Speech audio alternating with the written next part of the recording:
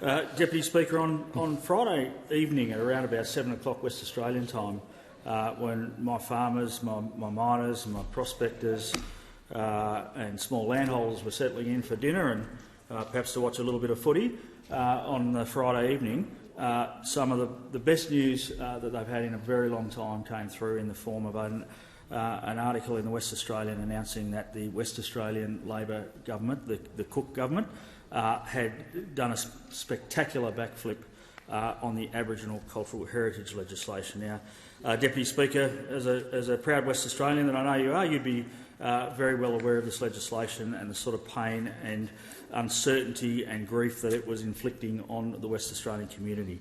It was going to introduce an extraordinary layer of bureaucracy for farmers in particular in my home neck of the woods, but of course miners and prospectors. But anyone with a block over 1,100 square metres was going to be required to dig a hole more than 50 centimetres deep, or to remove more than 20 kilograms of soil, which is around about a 9-kilo bucket full of soil, was going to have to go through this extraordinary process of due diligence, which was going to increase the complexity of doing simple tasks like building a chook pen or planting a lemon tree in their backyard.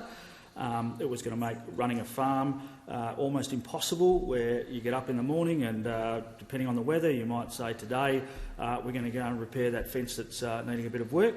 And of course, you would not have been able to do that because there would have been a several-month process of getting approval as a Tier 2 event, and so opportunities would have been missed, and it was certainly going to damage the operational efficiency of miners, prospectors and farmers, among others.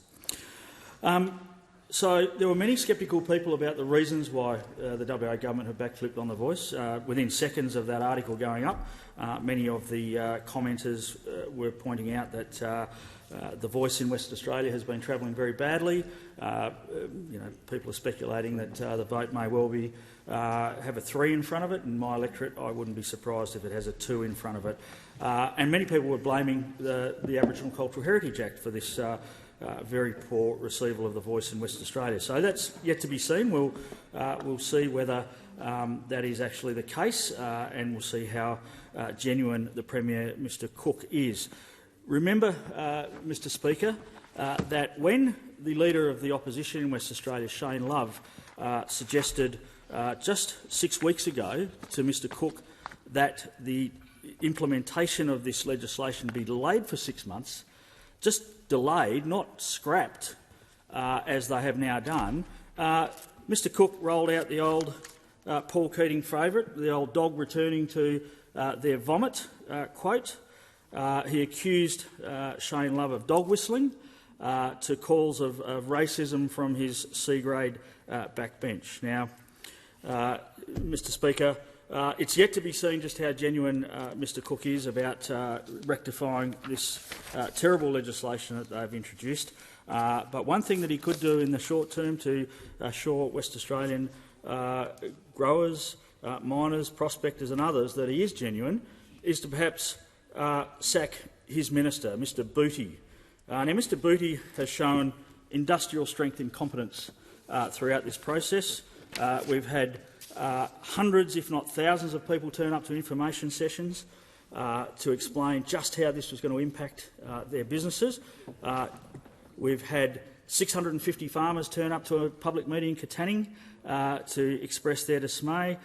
We had 30,000 signatures on a petition collected by the Honourable Neil Thompson MLC, and Mr Buti completely ignored all of that. Never turned up to one meeting, never showed any interest, and as recently as last Wednesday said the rollout was going smoothly.